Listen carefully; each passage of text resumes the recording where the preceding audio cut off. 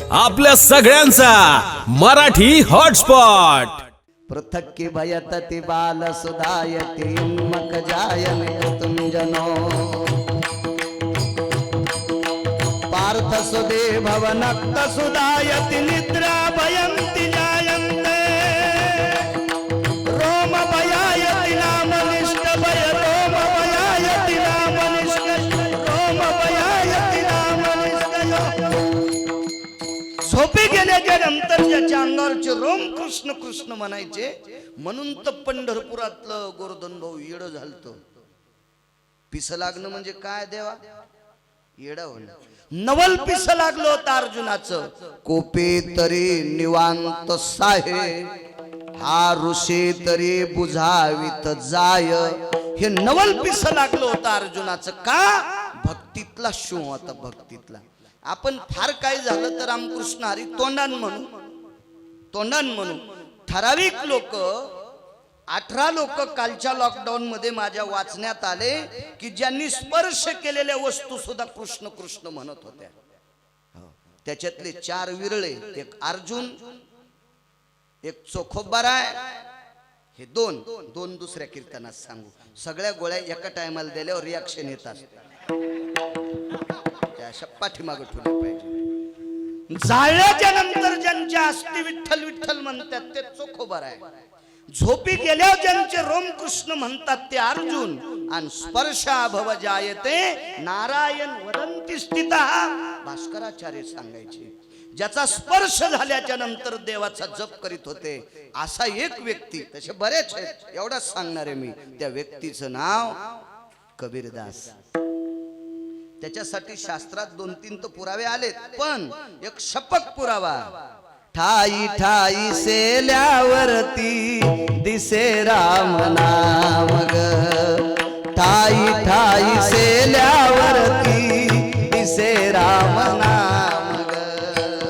कबीरानी शेला इंडल्याच्या नंतर तो शेला जर कोणी विकत घेतला तर तो शेला घरात भजन करायचा। ते घर पाकिस्तानी असलं तरी हरकत नाही, ते शेला भजन बंद करीत नव्हता। त्याच्या धाग्यातून राम राम निघायचं। काय लोक असतील त्याच्यापैकी एक अर्जुन। म्हणून हे विश्वाच्या मालकाचे प्राण होते लोक, प्राण। म्हणून भीष्माचार्य सांगतात या भारतीय युद्धामध्ये 2 हिऱ्यापैकी एक हिरा ज्या दिवशी संपेल त्या दिवशी युद्धाला पूर्णविराम होईल। युद्ध व्हावं की न व्हावं नकोय म्हणे। मूर्खाल किती सांगाव, शहाण्या माणसाला सांगत जा, शहाणे को एक बातन गधे को सारी रात। एका शब्दात कळतं त्याला शहाणं म्हणतंय। डोकं फोडून घेतलं तरी त्याची अक्कल तालावर येत नाही असं समजायचं हे माणसातलं गध आहे। असे काही माणसं असते, तसे ते आंधळ्याचं कट्ट गध होतं, त्याला का ज्ञान होतं का? विठाला विठाला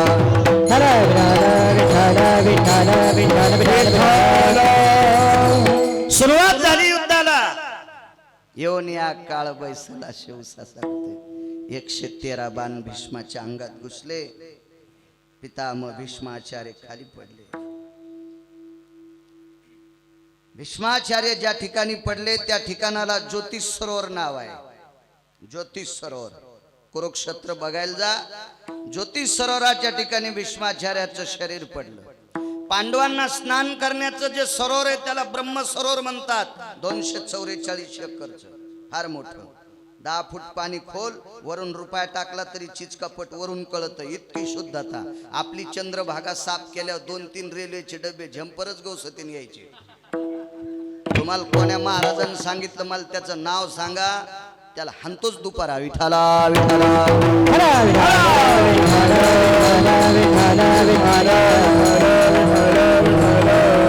त्या ज्योतिष सरोवरावर भीष्माचार्यांचं शरीर पडलं।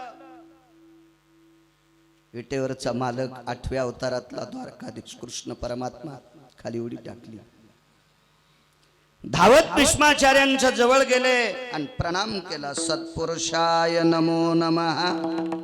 एक जण म्हणे महाराज भीष्माचार्य कृष्णाचं नामस्मरण करायचे आणि कृष्ण कसा पाया पडन ते नाही मला माहित गडे, पण महाभारत सांगते ते मी सांगतो। आणि महाभारत काय आमच्या चुलत्यान थोडंच लिहिलंय, तुल पटत नसेल तर ज्यान लिहिलं त्याची सोय पाय सुंबळ्या।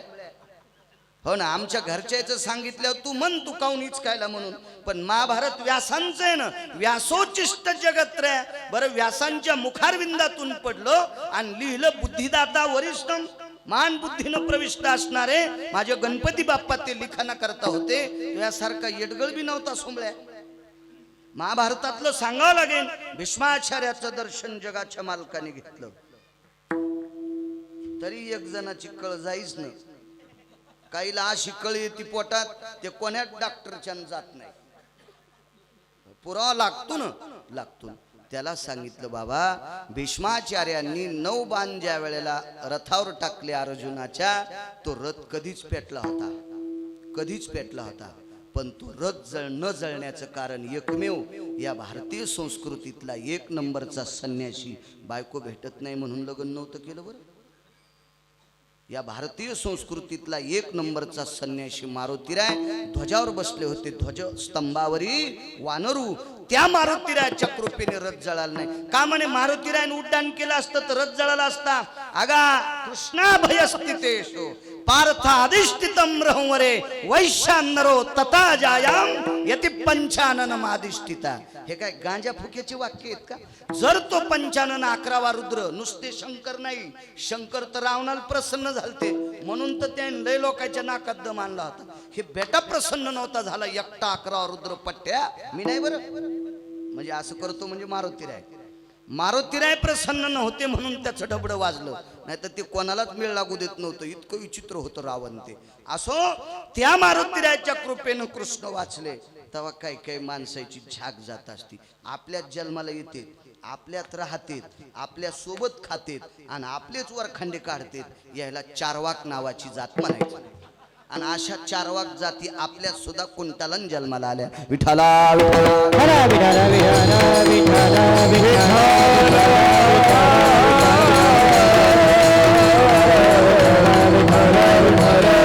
प्रणाम केला जगदानंद कंद जगतपती द्वारकाधीशानं प्रणाम केला. प्रदक्षिणा केल्या 3.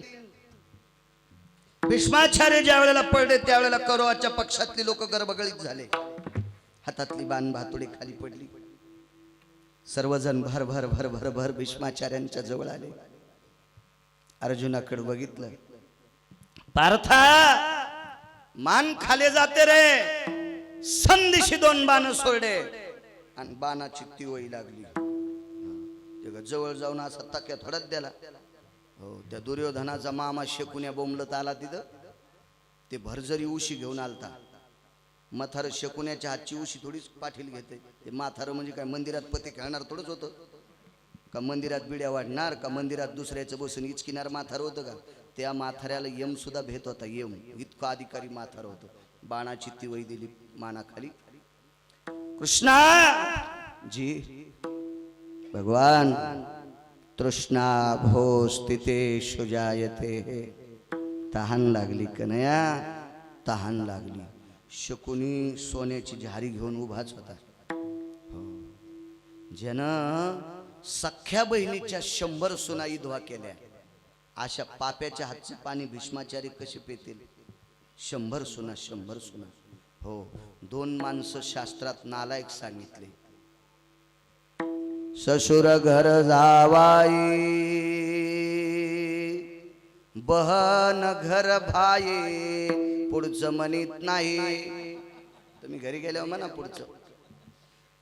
बहिणीच्या घरी, भावाच्या घरी बहिणीला राहायचा योग आला. प्रारब्ध कर्मानुसार ते चालतंय. पण भावानं मात्र बहिणीच्या घरचे तुकडे मोडायचे नाही. बहिणीला सुद्धा भावाच्या घरच्या भाकरी खाता येतात, पण तिथलं भाव जायचं इचकायचं नाही. एका बहिणीनं 80,000 भावजाय असताना भावाला सांगितलं मला दुसरी एक आण.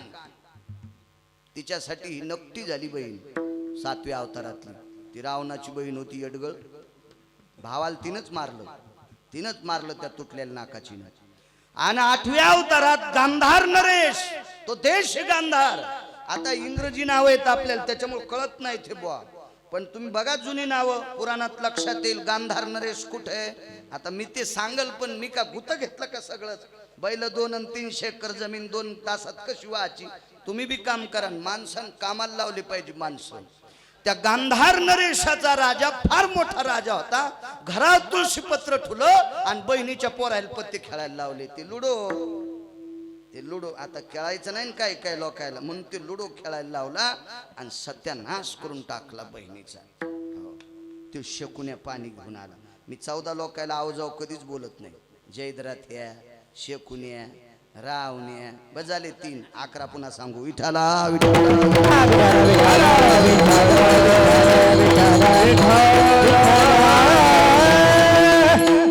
पाणी आणलं.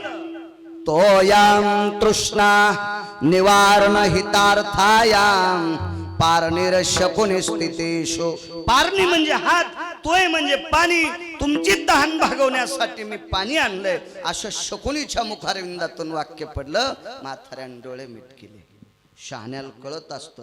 भगवंतानं खाली मान घातली, कानात विचारलं पाणी देऊ?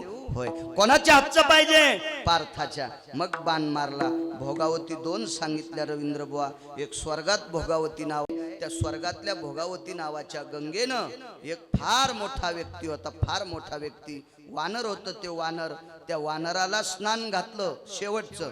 ते भोगावतीचं रामायणातला प्रसंग आहे. आणि इकडं भीष्माचार्याला पाताळातली भोगावती अग्निबाण मारला.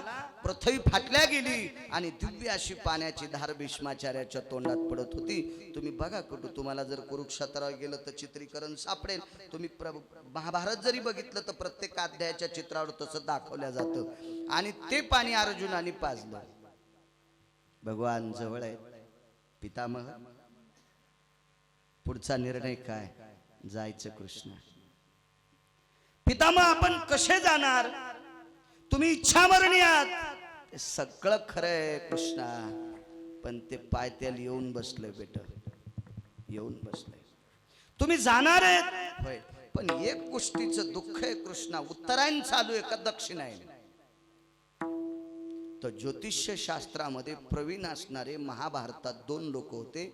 एकावर अतूट कृपा होती ज्योतिष्य शास्त्राची. ते होते विदुर काका. राजकारणातला 2 नंबरचा पठ्य आहे.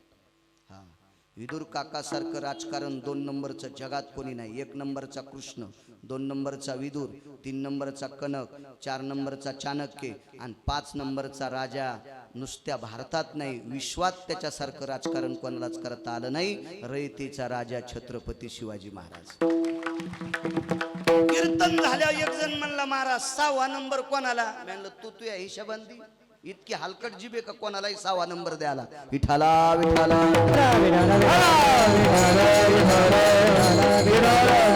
अशा विदुर काकाला ज्योतिष्य शास्त्राचा प्रकांड अभ्यास आणि व्यासांची कृपा असलेला एक व्यक्ती, त्याचं नाव होतं संजय. व्यास कृपा दीपक संजय झाला. संजयावर व्यासांची कृपा होती. संजयाने तात्काळ सांगितलं आता दक्षिणायन चालू आहे आणि मथाऱ्याला दक्षिणायनात मरायचं नव्हतं. येऊन या काळ बैसला शेवसा सांगतोय.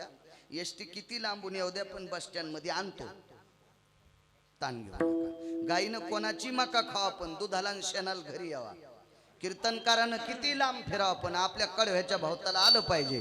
विठाला विठाला.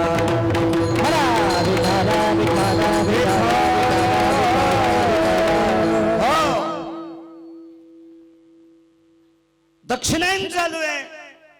मी म्हणतो म्हणून गुरुजी ऐकायचं नाही. पैठणच्या मालकाचं वाक्य, देखोनी दक्षिणायन अति घोर, भीष्मे ऐकताची उत्तर, काळासी सारोनिया दूर, स्वशरीर रक्षिले. कानावर वाक्य पडलं दक्षिणायन चालू आहे. कृष्ण जी संजयाला विचार किती दिवस दक्षिणायन? 22.5 दिवस. यमाल सांगितलं बेटा मी इच्छा मरणी आहे पण आता राहण्याची इच्छा नाही, माल घेऊन जाय. पण 22.5 दिवस तिथं उभा राहायला पाहिजे. पायथ्यालाच उभा केला यम, पायथ्यालाच. 12-13 दिवस निघून गेले. ह्या 12 दिवसामध्ये एक स्तोत्र केलं, विष्णू सहस्र नाम. 113 बाण अंगात. टिपटिप टिपटिप रक्त अंगातून खाली पडतंय, अन्न नाही नुसतं पाणी. आणि तितक्या बळावर काय शौर्य असेल महात्म्याचं, 1000 नावाचं स्तोत्र केलं. विकळ प्राण झाला. कृष्णा आता थांबू शकत नाही. 6 मिनिटं शिल्लक होते. उत्तरायण लागायला फक्त 6 मिनिटं. विश्वाच्या मालकाने यमाला सांगितलं, दक्षिणेचे राजा, अरे माझा आदेश आल्याच्या नंतर तू माणसांना नेतोस इथपर्यंत खरे, पण माझी इच्छा आहे, ही व्यक्ती इच्छा मरणी आहे, ही अत्यंत गरजेची व्यक्ती आहे, या व्यक्तीला ठेवून जाय. पितामह विच्छामरणी होते, मरायचं म्हणलं तरच मरत होते, पण चुका 4 केल्या. मोठ्या माणसांची चूक सहन केल्या जात नाही, बारक्या माणसांच्या चुका सहन करतात माणसं. मोठ्या माणसांची चूक कधीच सहन होत नाही. मोठा माणूस म्हणजे पांढरे शुभ्र कपडे आणि बारका माणूस म्हणजे काळी बेंद्री पॅन्ट. तिच्यावर किती बी जर डाग पडले तर सहन होते, त्या पांढऱ्या कपड्यावर होत नाहीत डाग सहन. मोठ्या माणसांच्या चुका, भीष्माचार्यांच्या चुका काढायची माझी योग्यता नाही, पण महाभारत सांगते त्या चुकामुळे यमानं पकडून धरलं भीष्माचार्याला. भगवंतानं सांगितलं कालदंड निघून जा. जी प्रभू, जी जी जी जी येतो मी. त्याच्या वाहनात बसला. सुंदरसं वाहन होतं, म्हशीचं पोरग. त्याच्यावर यम बसला आणि दक्षिण दिशेला काळ निघून गेला. भगवंतानं सांगितलं महाराज अंगातले तुनीर काढून घेऊ, बाण तीर काढू काढू बाण. पितामहानं सांगितलं कृष्णा थांब, 2-2.5 पळ शिल्लक आहेत, करण शिल्लक आहेत, भोव शिल्लक आहेत. पंचांगाची भाषा नाही का? आगा मात्रे भयतति भवनन करणन पळास्थिताय जायते अर्ध मात्रेनाक्षणो भवा पाटीलवतीन चक्षुबला बळे भवा तिथि संग सुता करण नायिता पळन जयो पळ भव करणति संग सुधाना पळतति भवननि कर्ण सुधाना पळतति भवननि कर्ण सुधाना. हे पंचांग सांगते. पंचांग आपण कुठं बघायला तयारच नाही. एक जण पितर पाठात म्हणला आमचे वडील कवा मेलते. तुझ्या बापान जमीन किती कमीली म्हणला 80 एकर. तुझ्या बापाचा मृत्यू सांगायला मी कोतवाल लावलो का? जमीन 10-5 एकर मंदिराला दिलीस का? तुझ्या बापाचं मरण सांगायला इतकं काही काही येडगळ आवला दी. इतक्या इतक्या इतक्या बाप कहा मेला हे किती माहित नाही. किती नालायक असते. त्याचं पण कीर्तनात नाव घ्यावं लागत. नाही घ्यावं तर बुका कोण लाईन. तुमच्यावर येऊ देऊ नका बरं का. हो जवळ नाही अंगावर इस्तू घेतला पाहिजे. लय येडपट काय काय माणसं इतके येडपट. मी भटपण केलं देवा त्यावेळेला एक जण म्हणला अभिषेकाला काय लागतंय. म्हणलं 9-10 इटकरी इसिक पाडी. तेव्हा म्हणला कशाला. म्हणलं आधी इटकरी हान मारुतीला नाही प्रसन्न झाला तर फार त्याच्या डोक्यात टाक. म्हणजे अभिषेकाला काय लागत नाही. महाराष्ट्रात जन्माला आला इतकी पाकिस्तानी विठाला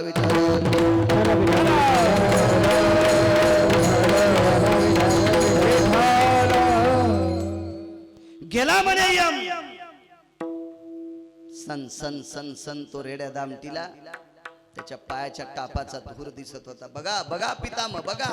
अर्जुनानं ती वही उचलली मानवरी झाली. बघा यम गेला गेला बघा यम गेला. तेवढ्या वेळाला 22.5 दिवसाचा काळ संपला. उत्तरायण संक्रम पर्व मांगल्यात उत्तरायण आलं गुरुजी. आणि पर्व मांगल्यात उत्तरायण आल्याच्या नंतर 1.5 पळ झाला भाऊ. फक्त 1.5 पळ. आणि 1.5 पळ झाल्याच्या नंतर स्वेदानाम ललाट प्रपटलो. स्वेद म्हणजे घाम, ललाट म्हणजे कपाळ. भीष्माचार्यांच्या कपाळाला घाम आला. घाम तव धावतसे नारायण. तो जगदानंद जगतपती कृष्ण परमात्मा धावला आणि पितांबरानं वारू लागलेला. तो घाम जिरत नव्हता. तो घाम शेवटचा होता. शेवटचा घाम होता. तेवढ्या अवकाशात अर्जुन जवळ आले. तव इंजने वारी तसे पृथकी बाळ. पृथकी म्हणजे कुंती. तिचा बाळ म्हणजे अर्जुन पार्थ. तोही इंजनानं असं वाजू लागला. पण तो श्वेत जात नव्हता. तेवढ्या अवकाशामध्ये पितामहाने सांगितलं कृष्णा कासावीस जीव होतोय. उत्तरायण लागलं का नाही. आता मी जातो. तेवढ्या अवकाशामध्ये एक व्यक्ती असं सुंदरसं मखमली उपरणं घेऊन भीष्माचार्याचं कपाळ पुशीत होता. पंढरपुरातला मालक काय म्हणला, गुरुजी, पितामह, जो तुम्हाला नेणारा काळ दक्षिणेचा राजा आहे तो गेलाय. बारीकस गालात म्हातारा हसलं आणि हसत असताना दोन्ही डोळ्यातून पाण्याचे थेंब गालावर आले. भगवंताने विचारलं, पितामह, मृत्यूच्या भीतीने रडता? नाही कृष्ण, शूर माणसं यमाला भेट नसते रे. दुःख एका गोष्टीचं वाटतंय, या भारतीय युद्धामध्ये काही हिरे गेले रे. एक महत्वाचा हिरा गेला, काही अंशाता हिरे गेले, याचं दुःख वाटतंय. ही रक्तरंजित गादी काय कामाची, जाता जाता हे दुःख बघून जावं वाटतंय रे, जावं लागतंय रे. कृष्णा, याची भीती वाटते, याचं दुःख वाटतंय. काय काळजी करू नका पितामह, तुम्हाला नेणारा काळ मी हाकलून लावलाय. गालात म्हातारा हसलं. देवाने विचारलं, पितामह हसता? अरे तू काळाला पळून लावलं म्हणतोस? अरे काळ शरीरानं जरी इथून गेला असेल, पण माझ्या कपाळाचा घाम पुसण्यासाठी जो व्यक्ती उभा आहे तोच काळ आहे.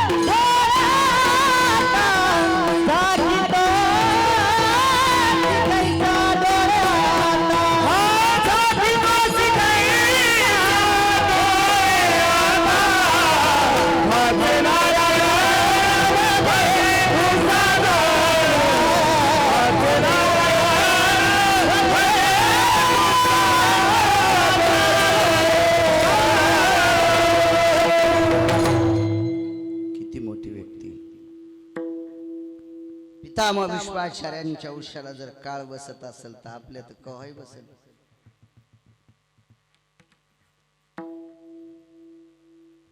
एक महाराज आंघोळीला गेले. इथे या तुम्ही, मग माईक जाईन म्हणायचं. ऐका वाटते चांगलं आम्हाला, तुम्ही असे मोठ्याल्या सप्त्यात इतके जण भेटत नाहीत.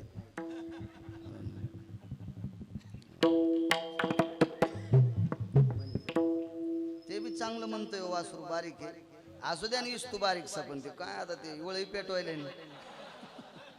या देवाची देण असती. एखाद्याला पान आवाज मस्त चलतो बिचाऱ्याचा. हो ना, कोणाचं नाही खपून काय होणार आहे, डबा पोटात जरी उठला तर. आता ते गातात ना बिचारा चांगलं आहे का नाही. बऱ्याच माणसानं त्यानं घर बांधलं, माहिती आहे आम्हाला काय झालं, त्याला गौसलं. मग तू काऊन उकरी ना, तू जेसीबी घेऊन फिरणं सुंबळ्या, तुला गौसन काही नशीब लागतंय एखाद्याला. विठाला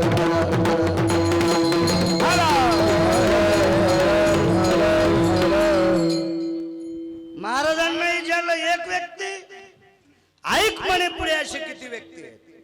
एक म्हातारा आंघोळ करायला बसलं गंगेच्या कडेला, तीरावर स्नान चालू होतं. काय महात्मा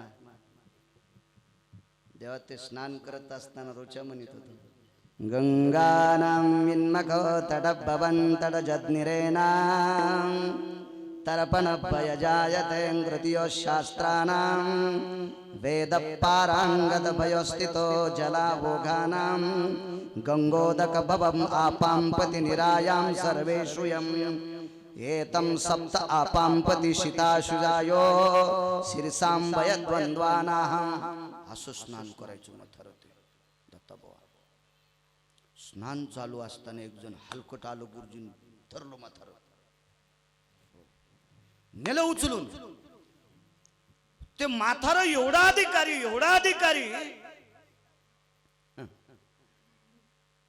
त्या म्हाताऱ्याचं लग्न वयाच्या 95व्या वर्षी झालं.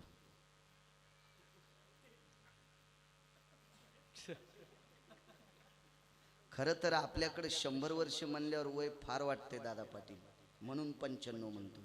त्या माणसाचं वय किती असेल हे गिरगावकराची कॅसेट नाही सांगू शकत, बाकीच्याने तर इचकायचंच नाही.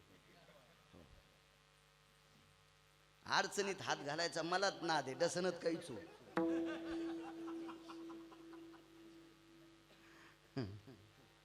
95 वर्ष लग्न झालं. नवरी किती वर्षाची असेल देवा? 17.5 वर्षाची पोरगी. गुरुजी मी गांजा उडून नाही आलो बरं.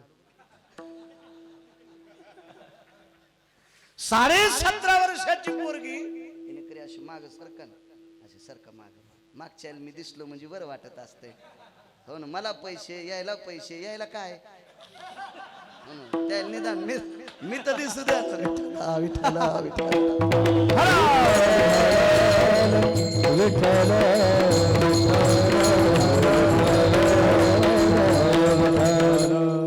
कॅमेऱ्यावाले युट्यूब वाले असते, हे कधी कधी आमची अशी वाट लावते, कष्ट्यात इंजेक्शन हाणलं. हो, धोत्र सुटुस्तर माणसं हसले रे, असं टायटल नका टाकू रे. अभंग जे ते टाकी जा नका आमची काशी करी जाऊ. मी तर कोणाच युट्यूब वाल्याला काढा म्हणत नाही. बरेच महाराज म्हणाले उचलाय, मी म्हणत असतं नको, चलू द्या बिचारी, करायलेत वारकरी संप्रदायाचा प्रचार, आपल्याला काऊन मळमळ हो, है का नाही. पण त्यानं बी नीट राहावा, है का नाही, नीट राहा. काही बी नाही टाकायला पाहिजे, काही टाकायले तू, काही टाकायले. एक महाराज मी कवाच पाहिला नाही, मी रडताना फोटो टाकला.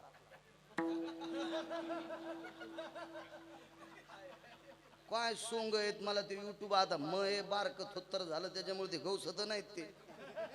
हो ना, काय करावं त्याला. हाय याच्या जो मोठं त्याचं आहे दांड, अर्ध हातरायचं अर्ध झोपायचं, त्याच्यावर चांगलं टाकी जा. लाईनच का करतं प्रचार तुम्ही, मस्त चांगली गोष्ट आहे, पण जे वाक्य ते टाकायचे, काही नाही टाकायची. मळमळ व्हालंय त्या युट्यूबवरचे वाक्य ऐकू मळमळ मळमळ. आणि मला सांगा, विश्वात मळमळी करून जरी एखादा पैसा कमीत असेल तर त्याचा संसार नदीला जात असतो. मी काही भीती घालीत नाही, शास्त्राचा पुरावा आहे. म्हणून युट्यूबवाल्यानं जे आपल्या संप्रदायाचा नियम आहे तेच टाका. जो अभंग आजचा घेतलाय ते कडवं टाका. लोक बघतील ना, 5-4 रुपये तुम्हाला कमी भेटतील, काय तुमची म्हातारी नदीला चालली आहे का नाही. आणि लय 10-5 भेटल्यानं ती कुठं स्वर्गाला चालली, कशाला ताण घेता. काही माणसानं सरळ सरळ जगलं पाहिजे. विठाला विठाला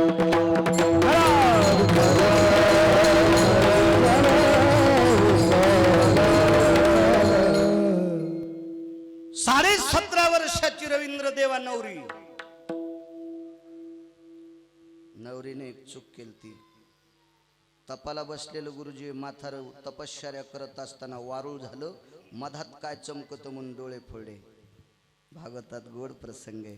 त्या माथाऱ्याचं नाव होतं मुनिश्री चवन. चवन नाव होतं. एक जण म्हणे चवनासारख्याला नालायकानं कसं पकडलं. तुम्ही अजून बी लक्षात घ्या, वाळकापेक्षा टमाटे जास्त किडेली होते. सफरचंदाला किडा लागतो, देवटे बुवा सफरचंद ते कडूवरून दावणाला किडा लागत नाही. आळंदीतल्या मालकाची भाषा आहे, नवल अहंकाराची गोठी विशेष न लगे यटगळायच्या पाठी. अज्ञानाच्या सज्ञानाच्या झुंबे कंठी नाना संकटी नाच. महाराज म्हणले यटगळ लोकायला कोणी विचारित नाही, सुज्ञ माणसालाच कोणी लुचितो. तेवढ्या मोठ्या तपस्वीला पकडून नेलं. योनी अक्काळ बैसला शिवसा.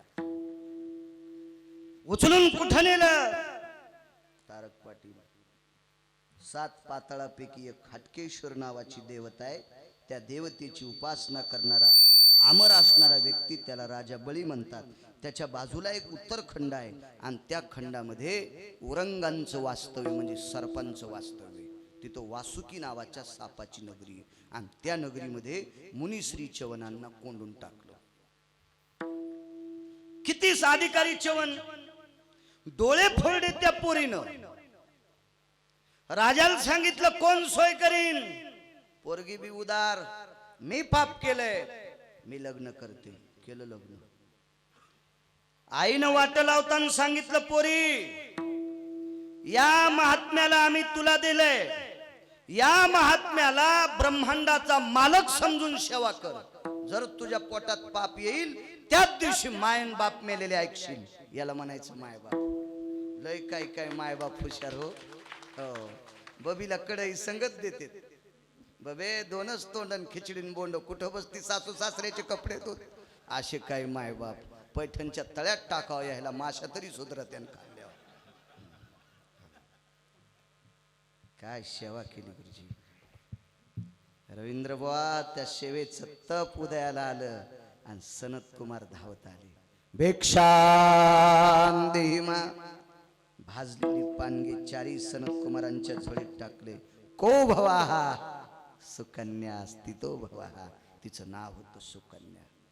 ललाटम प्रपटलेषु स्थिता को भवा चवनंश हृदय स्थितो. हा अंगा अर्धा भवे, म्हणजे मी त्यांची अर्धांगिनी चवनांची. काय भाषा गोड असलो. किती भाषा आपली पुराणातली गोड, किती गोड भाषा. कुठे चवन आतमध्ये. पाहिलं चवनाला तर डोळे फुटलेले. सविस्तर वृत्तांत विचारला बाहेरची कोण. पत्नी म्हणे येऊन या काळ बैसला शिवस. ना दिले मोठे हिचकायचा. मग काय सेवा करते. सनत कुमारांनी विचारलं चवन तुम्ही जिच्याशी लग्न केले, जिने तुमचे डोळे फोडे, ती तुमची सेवा काय करते. भग्न चक्षुद्वारेषु जलाम नैवम द्वारेषु स्थित कळा. याचा अर्थ असा आहे गुरुजी, फुटलेल्या डोळ्यातून इतकं पाणी येत होतं की पाण्याला कसं निघावं हे कळत नव्हतं. इतके चवन रडत होते.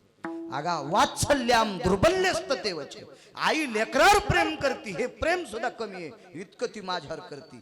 तीनच वनस्पती एकत्रित कुठल्या आणि मथऱ्याच्या डोळ्याला लावले. फक डोळे सूर्यासारखे तेजस्वी. सनत कुमारांची कृपा. अश्विनी कुमार बाजूला बसलेले होते. रोगाची देवता. अश्विनी कुमाराची ज्याच्यावर कृपा झाली त्याला रोगच होत नाही. पण पाहिलं सनत कुमारांनी 20 वर्षाचं तारुण्य, 100-125 वर्षाचं वय, कसं शक्य आहे. 52 वनस्पती एकत्रित कुठल्या आणि प्राशन दिलं खायला. 20 वर्षाचं पोरग झालं. तेव्हापासून एका डब्यावर दाढीवाल्या म्हाताऱ्याचा फोटो असते आणि त्याच्यावर नाव लिहिते सोना चांदी च्यवनप्राश. मी 150 डबे खाल्ले पण मी नाही तरुण झालो. डोक्याचे केस पण काळे होईन. अंगाला लावला 2-3 किलो च्यवनप्राश. अरे ते च्यवनप्राश कुठं. हे अशा च्यवनेने केलेला. विठाला विठाला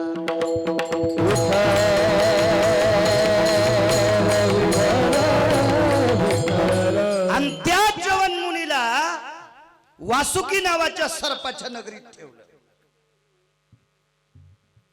तिसऱ्या दिवशी वासुकीन मीटिंग घेतली, बळीला पत्र पाठवलं.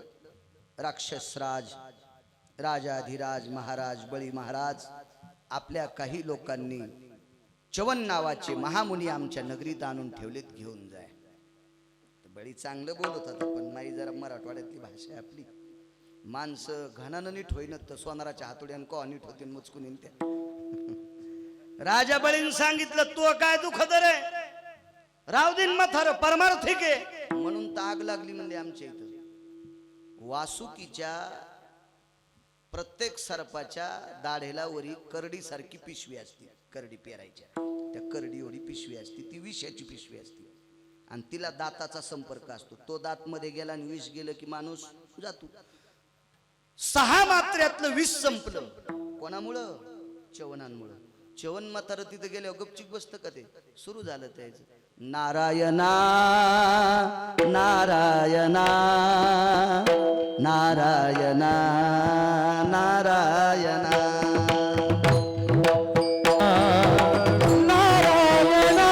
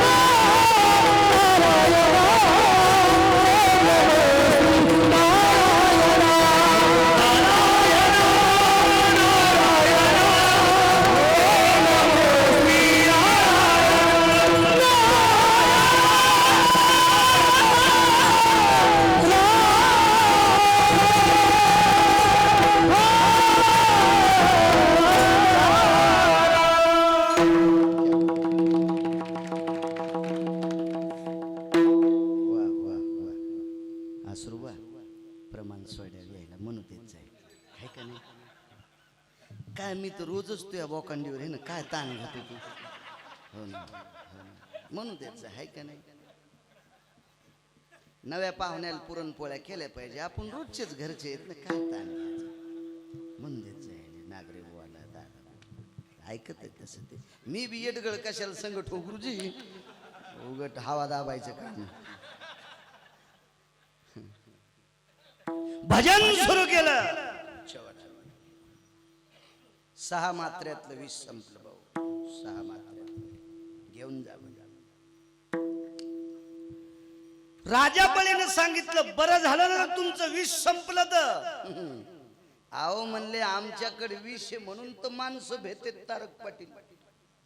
नाही तर सापाचं विष संपल्याच्या नंतर बुवा माणसं आसूड घ्यायचेच नाही, सर्पाचाच आसूड करते बायला आणायला. हो 6 मात्र्यातलं विष संपलं. त्याच्यातल्या सापाच्या 4 जाती नगरीच्या बाहेर गेलत्या, म्हणून त्या 4 जाती अत्यंत भयानक विषारी आहेत. त्याच्यातल्या 3 जाती स्थानिकला तिथं होत्या, अंतरावर होत्या, त्यांचं 6 मात्र्यातलं विष संपलं. आणि 109 जाती माथाऱ्याला संरक्षण म्हणून सांभाळायला होत्या. कायमचं विष संपलं त्यांचं, कायमचं विष संपलं. म्हणून ह्या 109 जाती चीन मधल्या लोकायला खाला सोडल्या. लोक म्हणले चीन मधले लोक सर्प खाते, खाय ना म्हण कोबरा खात कधी कोबरा जात. देवा याला शास्त्रात कोबरा नाव नाही बरं, दुसरं नाव आहे. रंग व्यालो विशाग्रो भयानाम उग्राम दर्शयामिं चक्षुहिताय च. अशा सापाच्या 4 जाती आहेत गुरुजी. लांबून जर फुटकार हाणला तर विस्तू डोळ्यावर टेकले इतकी आग होती, काही सेकंदात माणूस मरते. अशा काही जाती. माथाऱ्याला सांभाळायला गुरुजीला जे लोक होते ते विष निर्विष झाले, निर्विष. त्या जाती डसल्या तरी माणूस मरत नाही, पण माणसं घाय भरूनच येडेवानी करते. साप त्याला थांद्रपान म्हणतात आपल्याकडे, सोप्या भाषेमध्ये थांद्रपान म्हणतात. दृष्टांत संपला. ज्या महात्म्यानं भजन केल्याच्या नंतर सापाच्या घशातलं विष संपतंय, त्या भजनाची क्वालिटी काय असेल गुरुजी, पात्रता काय असेल, योग्यता काय असेल. कालांतरानं हे मुनी चवन एका पवित्र दिव्य आश्रमावर अधिष्ठित असताना सुकन्या बाजूला होती. आणि सुकन्याला सांगितलं, सुकन्या आता परा जात शेगा, मी परवाला जाणार आहे. तुला विनंती आहे, जर तुला यावं वाटत असेल तर माझ्या सोबत यावं. असं मी तुला नेऊ शकत नाही, पण माझ्या अगोदर तू आसन झाडण्यासाठी पुढे जाय. इतका शब्द कानावर पडल्याबरोबर सुकन्येनं प्राण सोडला. यमधर्माची पत्नी वंटी भरायला तिथं सुकन्येची हजर. आणि दुसऱ्या दिवशी मग विचारलं, तुम्ही का आलात? काय नाही म्हणे, उद्याला माझे मालक इथे येणार आहेत. तर प्रत्यक्ष यमधर्मानं विचारलं, चवन कसे येऊ शकते? ब्रह्मांडाचा मालक ज्या शेषाचं आसन करून त्याच्यावर झोपत होता, त्या शेषाचं 6 मात्र्यातलं भजन करून विष संपवायची ताकद ज्या चवनात आहे, त्या चवनांना काळ नेईल कसा? तर वरून दाखिल सुकन्यानं बघा, पायत्याला उशाला काळ बसलेला आहे.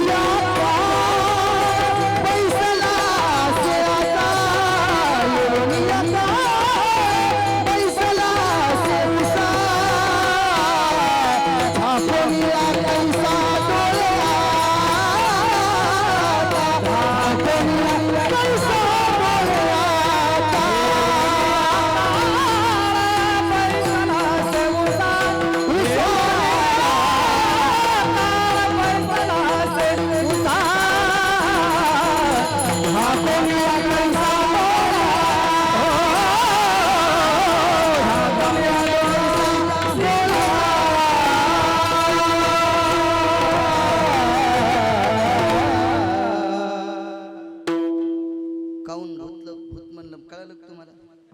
इतकं म्हणून बी आडेओळी द्यायचीच नाही, आलादीच म्हणायचं, जसं रावसाहेबाला हाक मारली. पोलिसाही गळा पिळवायचा नाही, काय नाही काय नाही काय नाही, जसं मोकळं कॅनलचं पाणी वाहलंय.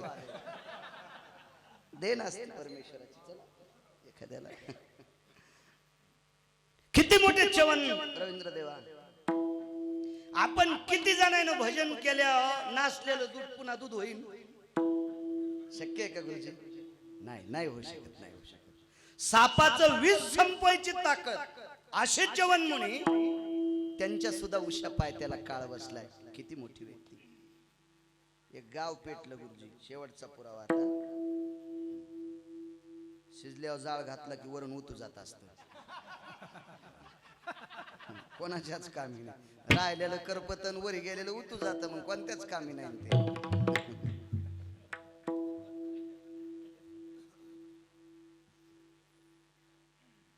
काय सांगू लागलो. हा गाव पेटलंय. मोठं गाव होतं. चारी दिशेनं गाव पेटलंय.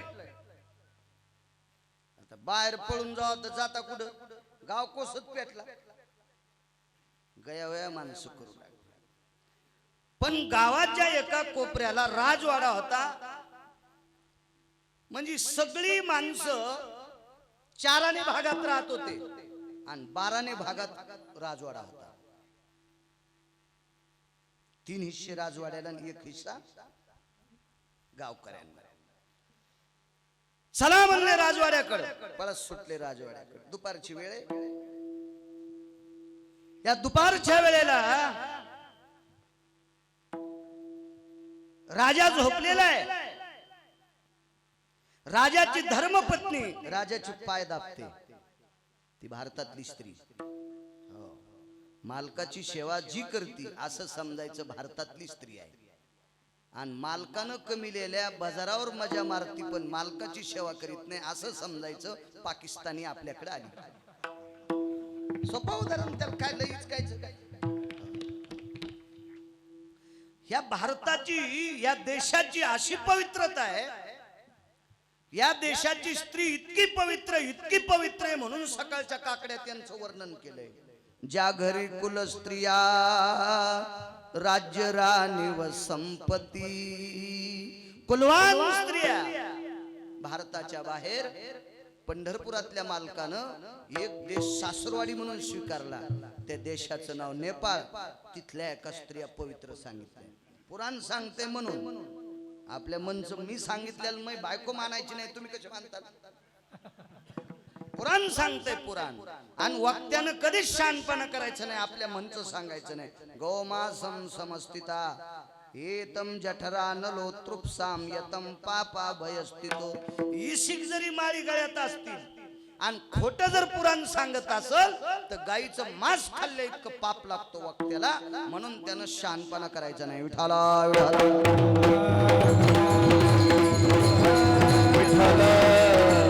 कुलवान स्त्री आहे देशातल्या. तशी कुलवान स्त्री आपल्या मालकाचे पाय दाबीत होती. पाय. तिचं नाव होतं सुमती. हो, सुमती. सुंदरशी स्त्री. सेवा करत होती. देशाचं फार गोड तत्व आहे. शांती ब्रह्म एकनाथ महाराजांनी सीतेच्या आचरणाचं वर्णन केलं एकदा. सीतेच्या आचरणाचं. खर तर तिचं माहेर नेपाळ आणि सासर भारत देश. पंढरपुरातल्या मालकानं 7व्या अवतारात नेपाळ सासरवाडी केली. नेपाळच्या आचरणाचं थोडस वर्णन केलं. शांती ब्रह्म एकनाथ महाराजांनी सीतेचे. किती पवित्र स्त्री आहेत आपल्या देशातल्या. सीतेच्या जवळ म्हणे प्रभू रामचंद्राचा स्पर्श झालेली अंगठी मारुतीरायन पुढे टाकली. आईसाहेबाच्या शोधा करता मारुतीराय निघाले. तर मारुतीरायन सांगितलं प्रभू मी संन्यासी माणूस आहे. बरं सीताई साहेबाचं हरण केलं त्या अर्थी एखादी मायावी राक्षस असेल. मग मला सुद्धा त्या सात्विक म्हणून कसं मानतील? मी रामाचा तुमचा दूत आहे असं त्या कसं मानतील? मग प्रभू रामचंद्रांनी 9 ग्रहाची अंगठी मारुतीरायाच्या हातात दिली. ही अंगठी पाहिल्याबरोबर तिच्या लक्षात येईल माझ्या मालकाचा दूत आहे. एक जणाला विचारलं, एक जणानं प्रभू रामचंद्राच्या बोटात ती नवग्राची अंगठी कुठली होती काय सांगायचं बरं का. आता मी तुम्हाला रामायण सांगतो बरं का. आणि काय सांगू बरं का त्या ठिकाणी. आता ऐका बरं का. आणि काय त्या प्रकारे बरं का. आणि ते अशा पद्धतीनं बरं का कौरक पद्धतन प्रकार सोमळ्या मरते न माणसं पुढचे जांभाळ्या देऊ देऊ काय हिशोबात बोल जाय ना. कौरक तुझी पद्धत येड्यावानी काय सांगायचं. राजा जनकाने नवग्रहाची अंगठी प्रभू रामचंद्राला घातली होती. माणसं मरते ना असं नसतं रे सोमळ्या. प्रभू रामचंद्र वनवासाला निघाले त्यावेळेला अलंकारास्ति मंडितम वैभवास्तित संपन्नो जायते न कला प्रवीण्यम वल्कल्लम धारयन्ति. रवींद्र देवा फक्त वल्कल्ले अंगावर होते आणि सीताई साहेबाकडे दोनच दागिने. सूत्रानाम गली सूत्रेषु तताम हृदय जयो नैवम मंडित कंचनम. सीतेच्या पायात फक्त जोडवे आणि गळ्यातलं मंगळसूत्र याच्या व्यतिरिक्त दागिने नव्हते. आणि सौभाग्य होतील भाऊ हे देता येत नसते मालक जिवंत असताना. काय देतील. जर अंगठी असती प्रभू रामचंद्राच्या हातात तर केवटाला दिली नसती का. मग अंगठी आली कुठून. तर महर्षी अगस्तीनं दिलती. हो प्रभू रामचंद्र एकटे आलते तर महर्षी अगस्तीची लोपामुद्रा नावाची पत्नी म्हणली. म्हणजे तुम्ही म्हणताल पुन्हा होत्यात का काय या असं माणसं हीच किती न. लोपामुद्रा नावाची धर्मपत्नी महर्षींना म्हणली एकट्याची पूजा करायची नाही. गुरुजी आपल्या शास्त्रामध्ये एकट्या लक्ष्मीची बी पूजा करायची नाही आणि एकट्या नारायणाची बी नाही. लक्ष्मी सहित शोभे नारायण. हो फक्त दीपावलीच्या दिवशी लक्ष्मीचं पूजन असतं पण त्या पूजनाला धन कुबेर लक्ष्मी पूजन असं म्हणतात. हो एकटी लक्ष्मी पूजा करायला जर घरी बोलिली तर ती ओरिजिनल वाहनावर बसून येते. त्या वाहनाचं नाव आहे प्रेत. सोप्या भाषेत सांगू का मड. त्याच्यानंतरचं वाहन आहे लक्ष्मीचं दुसरं उलूक म्हणजे घुबड. प्रेत वाहिने नमः उलोक वाहिने नमः. पुढचे शुभ वाहन आहेत पण ते नारायण बसल्याच्या नंतरच त्या वाहनावर येते. एकटी जर बोलवायची असेल तर या दोन वाहनावर नाही. म्हणून आई साहेबांनी सांगितलं एकट्याला नाही. हो बाहेर 4 श्लोक आले पुराणात. प्रत्यक्ष लोपामुद्रेनं रामप्रभूला वापस केलं. काय ताकद त्या भारतातल्या बायकाची. पंढरपुरातल्या मालकाला वापस केलं 7व्या अवतारात. आश्रमाच्या बाहेर सांडी सांडी वेगे ए वापस होय म्हणे. वापस केलं. देवाच्या लक्षात आलं चालणं सीते. तर सीतेने सांगितलं इतकी रगील बाईन तिच्या इथं का मुकाडे बस म्हणली येऊ दे आली तेच आपलं मोठेपणे. गेले तिथं आश्रमात आणि तिथं अंगठी दिली. सीतेला 98 प्रकारचे दागिने दिले. अंगठी सीतेच्या हातात दिली. तेव्हापासून तर आमच्याकडे आपल्याकडे शालजोडीचा कार्यक्रम आहे नाही का. तेव्हापासून नवरदेव नवरी एकूण एकाला अंगठ्या घालतात. एक जण म्हातार म्हणलं महाराज केव्हापासून सुरू झालो आमच्या काळात नव्हतं. मी म्हणलं तू या काळात डांगरा अंगठ्यात नव्हत्या म्हणून तू हा काळ असा डंगर बी तसंच होतं. येडपटन 7-8 कटे ओढीत होतं दिवसाकाठी. हो त्याचं धोतर जर भोयानं नेलं तर माशा धरता येत्या. इतके भोकाडं पडलेले धोतराला. आणि ते मला विचारायले आमच्या काळात तसं नव्हतं. चांगल्याला विचारल्यावर चांगलं बोललो असतो ना. रूम न्यायला उत्तर रूम न्यायच लागत असते. अरे म्हणले क्रथा त्रेतायुगापासून परंपरा आहे. फक्त हिचा जरा बाऊ जास्त केला. बाऊ जास्त केला.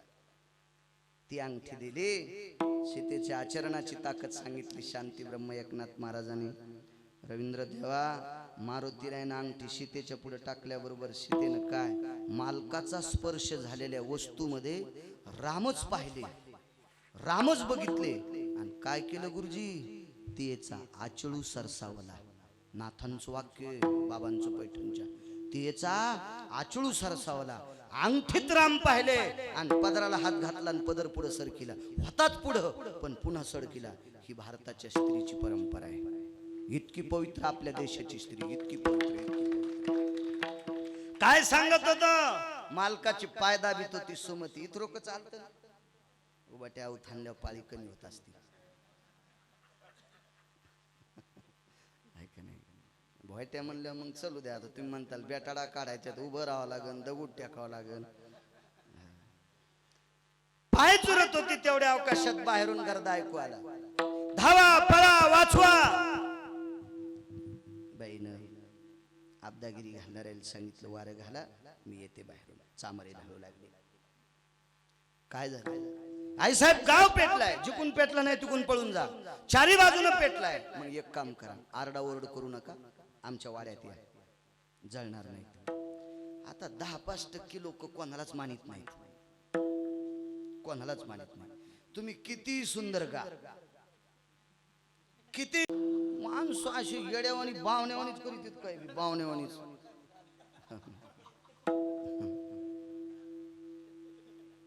10-5% माणसं कोणालाच मानित नाहीत. आणि विचारही करायचा नसतो बरं. फुरसानाच्या कधीच नादी लागायचं नाही. माणूस त्यात चिखलात रुळत. का पेक्षा समजायचं त्यानं परमार्थात यावा, नाही तर सरळ इथून निघून जावा. विरोध करणारच लोक. सगळी माणसं म्हणू शकत नाहीत चांगले. अद्याप नाही, अद्याप नाही. आयुष्यभर रक्त ओतून कमाई करून घरी न्या. तरी बाई म्हणती कपेश बापाला कळतच नाही. रामकृष्ण हरी. कसत न कळत लग्न केलं सकुत्वा. काय सकू येड्यावानी करीती. लय अशा काय सकू येतात. रामकृष्ण हरी. कशा हसतात बघा. पिना पारडा काय सकून पिना. चला दोष पाहते. 4-5% लोक म्हणले हिच्या वाड्यात गेल्यावर मी वाडा जळणारच आहे ना. अग्नी जवळ आल्याच्या नंतर वाडा जळ. मग हिच्या वाड्यात जाऊन जळण्यापेक्षा बाहेर जळालेलं काय हरकत आहे. काऊन हिच्या वाड्यात जळायचं. अशी 5-10% विरोधातली हलकट जात लांबच राहील. पण जवळ अग्नी आल्याच्या नंतर त्या चिंचेच्या झाडा इतका मधले म्हणले आईसाहेब बघा ना, काळजी करू नका. तुम्ही ओरडलात की माझ्या मालकाची झोप मोडती, आणि माझ्या मालकाची झोप जर मोडली तर बेटे तुम्हाला वाचिणार नाही. काय बाईचं मालकावर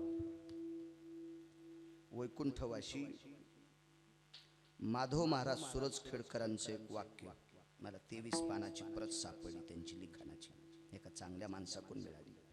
साक्षी ही गुरुजी मोठ्या माणसाची देत जावा. वैकुंठवाशी माधव महाराज मगर म्हणजे महाराष्ट्राच्या मातीतला देवा, पुराणातला बादशाह. एका भारात किती सोनं बसते. भारतातल्या सोनाराने डोकं लावायचं नाही. तर तांब काढून विकणाऱ्याने तर काहीच नाही डोकं लावायचं. भारतातल्या सोनाराने एका भारात किती सोनं बसते त्याची मात्रा वैकुंठवासी माधव महाराज मगरांनी गाथा नवनीतात सांगावं. ते रत्न. आणि त्याच्यानंतर ग्रंथाचा प्रकांड अभ्यास. महाराष्ट्रात भारतात किती बी असतील, पण माझ्या पाहण्यात महाराष्ट्रातलं बोलायला बरं का, महाराष्ट्रातला दुसरा व्यक्ती माझ्या डोळ्यानं पाहिला माधव महाराज मगर. मी पाहिले नाही, पण डोळ्याने एक रत्न पाहिलं. धर्मभास्कर निवृत्ती बाबा वक्ते. त्याच्यानंतर असतील नसतील, पण मला सापडला नाही. महाराष्ट्राच्या बाहेर जर विचार केला तर वेदाचा प्रभेद, परिच्छिन्न, विन्मखा, आश्वलाघवी, आश्वक्रिया, पराश्व या प्रत्येक गोष्टीचा विन्मख सांगणारा व्यक्ती महाराष्ट्राच्या बाहेर वैकुंठवासी कृपालू महाराज, ज्यांनी प्रेम मंदिर बांधलं. ते बस झाले. आता आपल्या महाराष्ट्रातले बघा ना, 2 घरच्याचा इटन शेजाऱ्याचा भांग नीट. काय करायचं आपल्याला दुसऱ्याहून फुकट कळण शेंडी वळवळ. आपल्या महाराष्ट्रात 2 रत्न. तर वैकुंठवासी माधव महाराज मगर सांगायचे 100 फुटावर देव उभा आहे, किंवा 100 फुटावर कपाळाचा मालक स्वतःचा पती उभा आहे, आणि इकडे 150 फुटावर पांडुरंग उभा आहे. आणि बाईनं सांगितलं देवा थांब, मी पाय पडायला आले. देव थांबला 100-150 फुटावर. आणि इकडं मालकानं सांगितलं लक्ष्मी मला तहान लागली. बाईनं तिकडं पाय घेतलेले वापस घ्यावून देवाला म्हणावं थांबायचं असलं तर थांब. मालकाला पाणी दिल्यावर तुझ्या पाया पडायला येते. याला म्हणायचं पतिव्रता.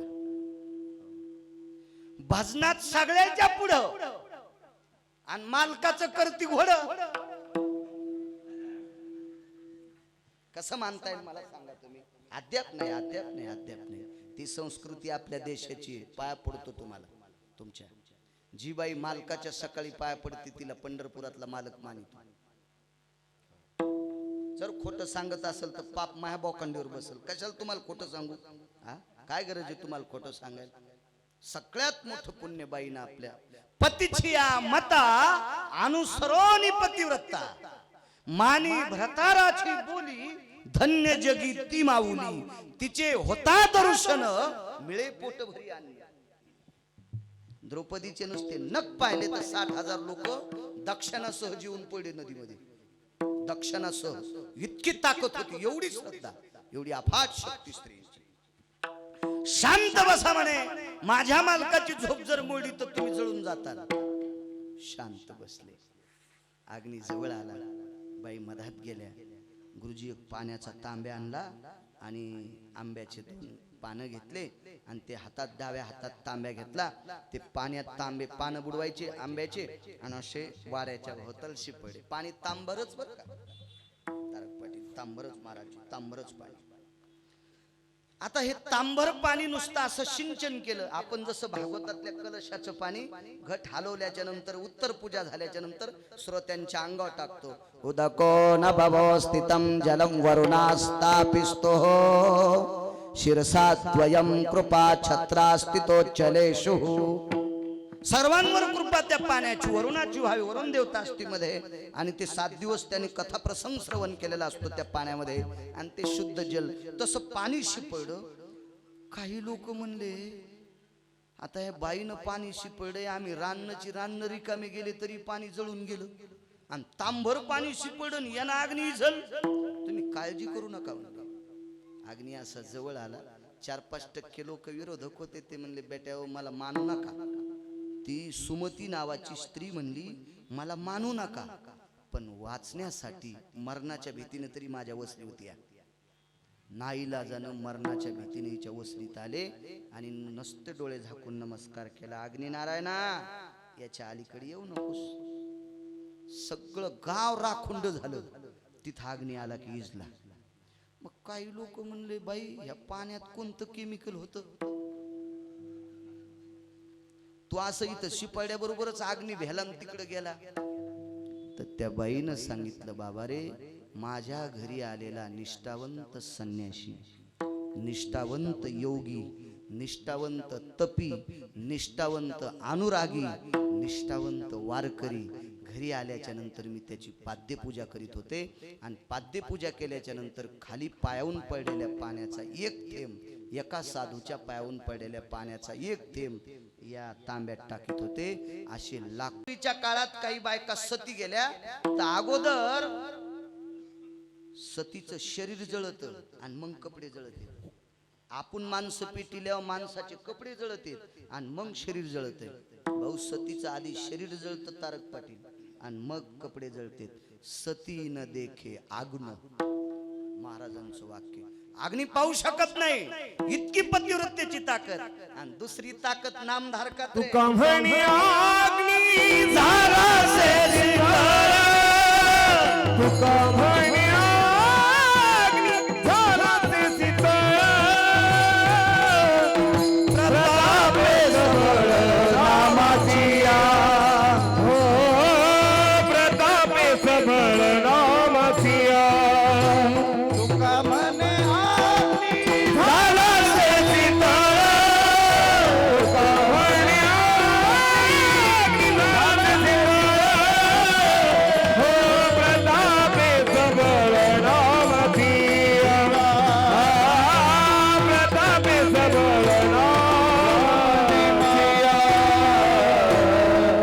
तुका म्हणे अग्नी झाला से शीतळ, प्रतापे सबळ नामाचिया. नामधारकाच्या ताकदीने अग्नी शीतळ होत असतो. सगळी लंका जळाली पण विभीषणाचं घर राहिलं होतं. आग लगी लंका में हलचल मचाई, विभीषण की कुटिया कैसे बचाए रे, कैसे बचाए. सर्व लंका जळाली. शपथ पुरावा. विभीषण की कुटिया कैसी बचाई. फक्त नाम, प्रतापे सबळ नामाचिया. नामधारकांची पाद्यपूजा केलेलं पाणी टाकलं, गाव वाचलं. बाईची बहीण होती शांडिल्या. शेवटचा पुरावा, शेवटचा. पुढाऱ्याचे महाराजाचे मिनिटं थोडे मोठाले असते.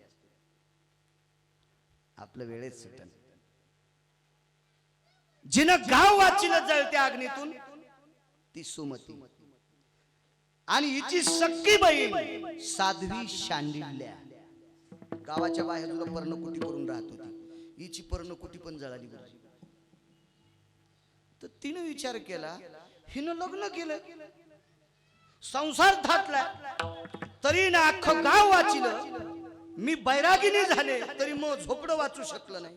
असं डोक्यातलं काढून टाका. लग्न नाही केलं म्हणजे माणूस फार मोठा अधिकारी होतो, या चुकीच्या गोष्टी.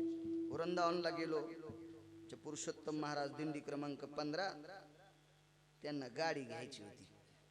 म्हणलं काढाने एखादा सप्ताह बाहेर करा कुठं तरी. हो, चांगली व्यक्ती आमच्या भाऊंना माहिती आहे 15 नंबर दिंडीत. म्हणजे सप्ताह केल्यावर कस काय पैसे येते, येत असते.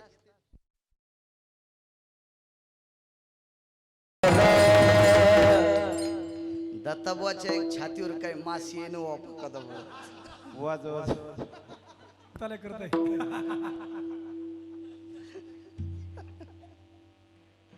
पक्वाद वाजीनं म्हणजे गुरुजी मुखी कुस्ती येते.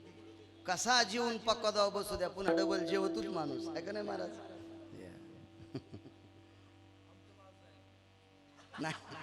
नाही आता तुम्ही मी सारखे. आता कोणाला देता आला असतं तर आपण उष्ण दिलं असतं, पण काय करावं.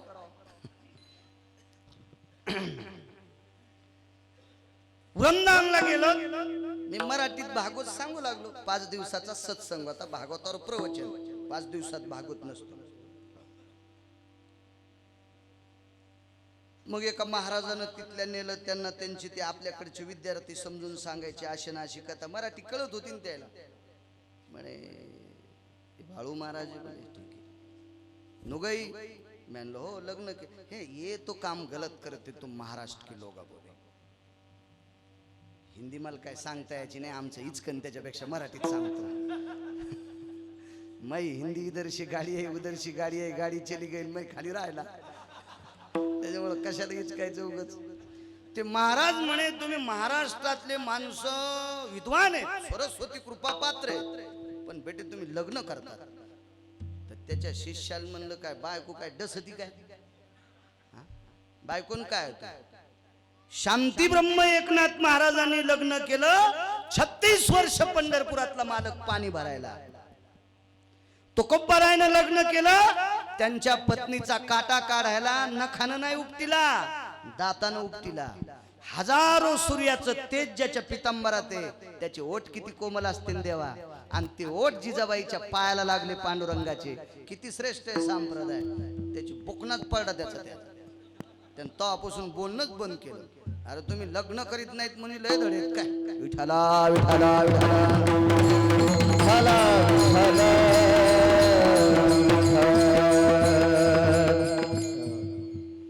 लग्न करणाऱ्याच माणसाने 5 वारात खळ होईल असं पीक आणलं. अहिल्याचे पती गौतम. न्यायशास्त्र लिहिलं गौतमानं. लग्न करणारे न्यायशास्त्र. भारतातले सर्व जज, भारतातले सर्व वकील ज्या शास्त्राचं अनुकरण करते ते न्यायशास्त्र गौतमानं लिहिलं. लग्न केलं, लग्न केलं, लग्न केलं. म्हणून त्या शांडिल्याला असं वाटलं माझ्या बहिणीने लग्न केलं पण गाव वाचिलं, मी लग्न नाही केलं, बैरागिनी राहिले तरी झोपडं जळालं. तिने सांगितलं मला आता लग्न करायचं. येऊन या काळ बैसला शिवसा, येऊन या काळ. ताई मला लग्न करायचं. ती म्हणली आता कोण देईन तुला. तिचं वय झालं 95 वर्षाचं. माणसाची झाली लग्न वय झाल्यावर, पण स्त्रीचं होत नसतं. 95 वर्षाचं वय, लग्न कोण करील. बहिणीने सांगितलं उद्या सकाळी शंकराचं मंदिर आहे, सुंदरशी पुष्पाची माळ घेऊन जाय. जो पहिल्यांदा भेटेल त्याच्या गळ्यात घाल. ते तू मालक. काय कानोकान खबर लागली काय माहित, त्या दिवशी एकही माणूस दर्शनाला नाही. ही शांडिल्य एकटीच मंदिरात. आणि उजडायच्या आधी नियम होता, सूर्योदयाच्या अगोदर जे भेटल त्याला माळ घालायची. उजडायला वेळ झाला, काही करण, काही बळ, काही निमिष, काही आत्रा, सूर्याच्या कळा यायला शिल्लक राहिल्या, अरुणाचा उदय होण्यासाठी थोडा वेळ शिल्लक आहे. तेवढ्या अवकाशामध्ये हिने विचार केला आपल्याला भेटत नाही, आपण देहत्याग करावा. पाठीमागे गेली, मंदिराच्या भिंतीला असा चुडा हाणला, हातातला चुडा खळकण वाजल्याबरोबर आतमध्ये जे बसलेलं होतं ते म्हणलं कोण असेल रे. अगो म्हणलं आपल्या भेव भेव बसलोय कोणतरी. मधात गेली, आवाजाच्या दिशेने गेली आणि गळ्यात माळ टाकली. पती परमेश्वराय नमः. झाला तो पती. त्यानं सांगितलं बाई माझ्या गळ्यात कशाला माग. ती म्हणली बाई म्हणूच नका आता, मला तीच म्हणा. मला बाई कस काय म्हणता, मी तुमची पत्नी आहे, तुम्ही माझे मालक आहात. बाई तुला उजाड्यावर कळण, काहीच उजडू द्यायचं नाही म्हणे. काय कळायचं तर कळू द्या, तुम्ही माझे पती. आणि उजाड्यावर लक्षात आलं कमरापासून खाली सडलेलं होतं. रक्त, मांस, पू, बारीक बारीक आळ्या, सुरमी अशा अंगातून वाहू लागल्या. सांगितलं माय माय म्हणूच नका म्हणे, आता तुम्ही माझे पती आहात. मला आई वडिलांना कंटाळून या पालख्या मंदिरात आणून ठेवलंय म्हणे. बाहेर माशा अंगावर बसून त्यात चावत्यात, म्हणून मी अंधारात बसलोय. ते म्हणे त्या योगानं माझे पती झाले. त्रास कशाचा आहे तुम्हाला? थंडीचा. कुडव तयार केला, त्याच्यात गरम पाणी टाकलं आणि गरम पाण्यात मालकाला कमरा इतकी बसवायची, त्याचा त्रास संपला. कायमस्वरूपी गरम पाणी. या शेवेची ताकद किती होती माहिती गुरुजी? पाणी गार व्हायला सुरुवात झाली की करंगळी पाण्यात बुडवायची. वैशांनरो सुधा अंगुळी स्थिता. वैशांनर म्हणजे अग्नी. तिच्या करंगळीतून अग्नी येत होता आणि पाणी गरम करीत होता. काय पतिव्रतेची ताकद. तिचं नाव साध्वी शांडिल्य. करंगळीतून अमृत आलं एका व्यक्तीचं. मानधाता स्थितो भवा. इंद्राच्या करंगळीतून अमृत आलं आणि त्या मानधाताला वाचिलं. ते माणसाल झालेलं पोरग होतं, बाईल नाही. भागवतात आहे का नाही गुरुजी? माणसाल पोरग झालं. मग त्याला तर माणसाल दूध कुठून येईल? मग यन दूध पाजलं. त्याचं नाव मानधाता. मानधाताचा पुत्र मुचकुंद. मुचकुंद हे भगवंताचे पहिले सेनापती, युद्ध कौशल्यातले. विठाला विठाला.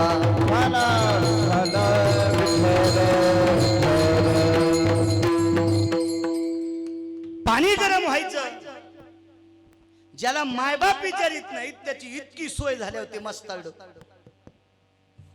मस्ताड. माणसाला काही आल्यावर माणसं रगिलीत येते बरं का. हो, अहंकाराचं गंडल आलं की ते नीट टेकतच नाही. आमची इथे एक जन्मांध, गर्भांध, चक्षु, प्राज्ञाचक्षु मंदिरात भजन करायचं. सगळे लोक म्हणायचे काय भजन चालू आहे, काय भजन चालू आहे.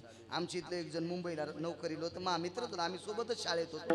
ते नोकरीला लागलं आणि मी इकडे आलो.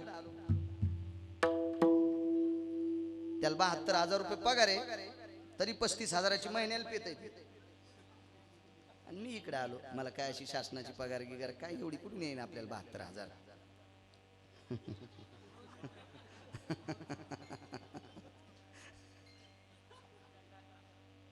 युट्यूब चालू आहे. ए असं काय काय असलं की कटकरी जा रे. हा भले कपडे घातले तुम्ही रामायणातले आता पिवा आता पिवानी दिसायला लय भारी आहे. विठाला विठाला विठाला.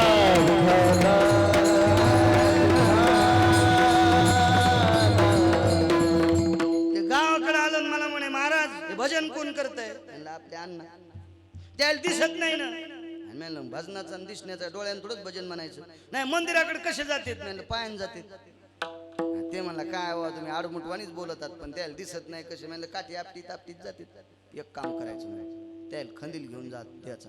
म्हणलं आंधळ्याला खंदील काय करायचं? तुम्हाला काय करायचं म्हणे? मी पैसे द्यालो. म्हणलं काय करायचं आपल्याला, जाऊ द्या. द्यायला कंदील. ते मी नेऊन दिले होते. म्हातारं मायाच फिस केलं. तुला काय काय म्हणे कीर्तन करायला लय शान झाला काय? आंधळ्याला कंदील देत असते. तर मी म्हणला अण्णा मी नाही दिला, त्या पालन हा साहेबांनी दिला असेल. जरा जरा शिकलेले माणसं लोक मोठं म्हणते. अरे वा साहेब 3 तारखेला यायच्या पगारी उचलायला दुसरेच बोके, तरी हे साहेब पदामुळं म्हणावं लागतं. परत दिवशी आम्हाला 7-12 काढायची. तलाट्याला कळत नाही मी बोललेलो, इतकं पेलेलं होतं. तरी मी म्हणलं साहेब 7-12 द्यावी. म्हणलं त्याला कसं काय साहेब?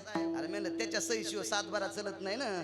त्याच्या पदाला साहेब म्हणायचं, याला काय म्हणायचं, त्याची बायको काटाळली त्याला, तर आपण कशाला त्याला मानायचं. चला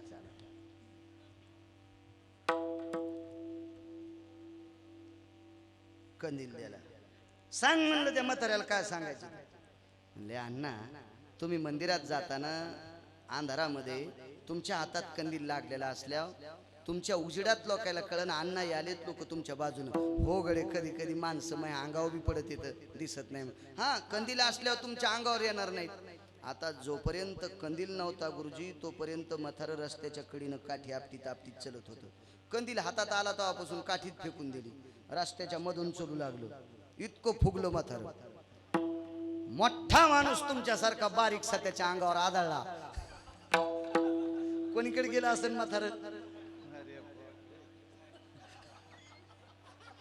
आणि मग म्हातारं म्हणलं, का दिसत का नाही, डोळे देवान दिले, माझ्या अंगावर पडे. म्हातारं मोरीत. तर ते माणूस म्हणला, अण्णा आमुष्याची रात्र आहे, तुम्हाला डोळे नाहीत म्हणून दिसत नाही आणि आम्हाला अंधारे म्हणून दिसत नाही. मग कंदील नाही दिसला का? ते मंदिरातच इजला होता. इजलेला कंदील घेऊन म्हातारं इतकं तरारलं. अहंकार. ज्याला मायबाप विचारित नव्हते, आशाला पत्नी भेटली, नीट वागावं का नाही, किती तरारलं सांगू का तुम्हाला. इतकं मस्ताळलं, इतकं मस्ताळलं. तिला एके दिवशी म्हणलं, वारांगणे संग भयो, मला वेशीशी संग करावासा वाटतो. ते मस्ताळलेलं, कमरापासून खाली सडलेलं. काय म्हणते शांडिल्ल्या, अर्थ पुंजाना भयो त्यक्तो वारांगणी प्रीत्यरस्थिताया. पैसा पाहिजे, फुकट जाता येतं का? कर म्हणे माझ्यासाठी तेवढं, तू माझी पत्नी आहेस ना. भिक्षा मागितली गुरुजी, भिक्षा मागितली, अर्थाचा पुंज जमा केला, मालक डोक्यावर घेतले आणि वारांगणीच्या घराकडे चालले. वेशेच्या रस्त्यात चौक होता, त्या चौकात एक सूळ दिलेला होता आणि त्या सुळावर एक साधू आडवा पडलेला होता. आता वेशेच्या घरी चाललं म्हणून इतकं हे मस्ताळलं, अहंकार आला, हातच झोकू लागला. असे हात झोकता झोकता रस्त्यानं दिलेल्या सुळाला याचा हात लागला. हात लागल्याबरोबर सूळ हल्ला आणि सूळ हल्ल्याबरोबर उरी सुळाव दिलेल्या साधू सूळ पोटात जात नव्हता, कारण ते साधू फार तपस्वी होते. पण सूळ हल्ल्यामुळं बेंबीला त्रास झाला आणि साधून शाप दिला, ज्याने कोणी या सुळाला स्पर्श केल्यामुळे मला वेदना झाल्या असतील, तो व्यक्ती सूर्योदय झाल्याबरोबर मरो. त्या साधूचं नाव होतं मुनिश्री मांडव्य. बाईनं टोपलं खाली टेकलं. अंतरावर नवऱ्यानं सांगितलं, चालणं वेशेकर, काय मरायला जायचं का म्हणे तिथं, सकाळी सूर्योदय झाला की तुम्ही मरणार येतं. येऊन या काळ बैसला शिवसा शेवटचा पुरा. कोण शाप दिलाय? तुमचा हात ज्या सुळाला लागला त्या सुळावरल्या साधून दिलाय. बर, आता सूर्य उगवल्यावर मी मरणार, पण मी उगूच देत नाही त्याला. त्या स्टॉपल्यातलं पाणी घेतलं वंजळी आणि पूर्वेकडे तोंड करून उभी राहिली. सकाळचे 18 करण गेले, 9 बौ गेले आणि 3 पळ गेले. 18 करण, 9 बौ आणि 3 पळ. इतका वेळ गेला. सूर्योदयाची वेळ पंचांगात सांगितलेली, इतक्या वेळेनं पुढे सरकली तरी सूर्योदय होत नाही. नक्षत्रांनी भगवान सूर्यनारायणाला सांगितलं, तुमचा उदय तिकडे व्हायला पाहिजे, कारण सूर्य एका वेळेला सर्वत्र उदय देत नाही. आपल्याकडे उजळडय, दुसऱ्या देशात अंधार आहे. आता तिकडे उजळण तेव्हा आपल्याकडे अंधार पडन. त्याही प्रांतातल्या नक्षत्राची चलबेल सुरू झाली. जा तर भगवान सूर्यनारायणाने सांगितलं, एका डोक्याच्या केसा इतका बौ करण पळ निमिष मी बाजूला सरकत नाही, इतका वेळेत मी बांधलेला आहे. पण त्या बाईच्या वंजळीतलं पाणी मला उदयाला येऊ देत नाही. का? तिनं जर अंगावर फेकलं तर माझा कोळसा होईल. तुका म्हणे पतिव्रता तिची देवावरी सत्ता. गुरुजी 8 रात्रा गेल्या, कोणीच ऐकलं नाही. सर्व देवांनी विनंती केली, बाई दळणवळण क्रिया थांबली, सूर्याला येऊ दे. ती म्हणली, सूर्यनारायणाचं माझं काही भांडण नाही, पण ह्या म्हाताऱ्यानं शाप दिलाय, सूर्याचा उदय झाला की माझ्या कपाळावर कुंकू पुसतो आणि ते मी पुसू देणार नाही. असा जर काही पर्याय शोधित असाल तर बघा, मी सूर्याला येऊ देते. आता कोणीच काही ऐकायला तयार नाही. शेवटी मांडव्याने आपल्या शापाचं रूपांतर उशापात घेतलं आणि मग 9व्या दिवशी सकाळी सूर्योदय झाला. 9व्या दिवशी कल्पना करा गुरुजी, 8 दिवस सूर्याला बाहेर येऊ देत नाही ती बाई किती अधिकारी असेल. अख्खा गाव जळत्या अग्नीतून वाचवती ती सुमती किती अधिकारी असेल. ज्या मालकाची सेवेमुळे हिला इतका अधिकार प्राप्त झाला तिचा पती किती अधिकारी असेल. पण नाही, हे सुद्धा काळाने ग्रासिले, हे सुद्धा काळाने. हे ओनिया काळ बैसला से उसा जा की तो शिकैसा डोळे आता विठोबार माय हरी गोपाल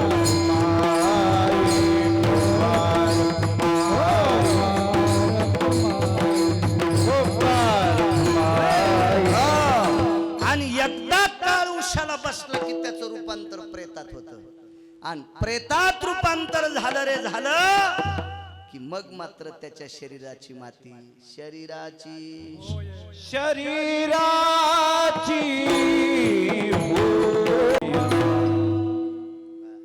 शरीराची होय माती कोणी न येती सांगाती. एकदा काळ उशाला बसला की शरीर ग्रासून घेतलं त्याची माती होती. का माती होईल तर यम घेऊन जातो. आयुष्याची मर्यादा तुटली रे तुटली, तशीच आयुष्याची माळ तुटले. तुटला आयुष्याचा दोरा,